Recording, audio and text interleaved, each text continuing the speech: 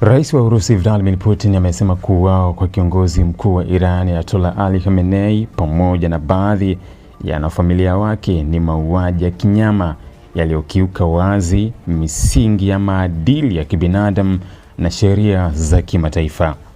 Katika ujumbe rasmi wa rambirambi aliyoutuma kwa rais wa Irani Masoud Pezeshkian, Putin alieleza masikitiko makubwa ya Urusi kufuatia tukio hilo, akisisitiza kuwa kitendo hicho kimevunja kila kanuni ya ubinadamu na haki za kimataifa. Tafadhali pokea rambirambi zangu za dhati kuhusiana na mauaji ya kiongozi mkuu wa Jamhuri ya Kiislamu Sayyid Ali Khamenei na wanafamilia wake yaliyotekelezwa kwa namna ya kikatili na kwa ukiukwaji wa wazi wa maadili ya kibinadamu na sheria za kimataifa, imesema sehemu ya ujumbe wa Putin. Kauli hiyo ya Kremlin inaashiria kulaani vikali tukio hilo, huku Urusi ikionyesha mshikamano wake na Irani kwenye kipindi hiki cha maombolezo na mshtuko wa kitaifa. Putin alisisitiza kuwa kitendo hicho hakitasahaulika kirahisi na kwamba wahusika wanapaswa kuwajibishwa kwa mujibu wa sheria za kimataifa.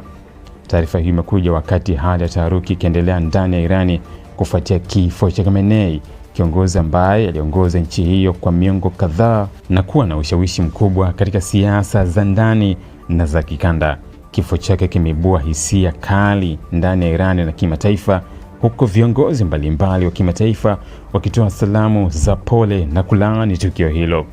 Urusi na Irani zimekuwa na uhusiano wa karibu wa kisiasa na kijeshi katika miaka ya hivi karibuni, hasa katika masuala ya usalama wa kikanda na ushirikiano wa kiuchumi.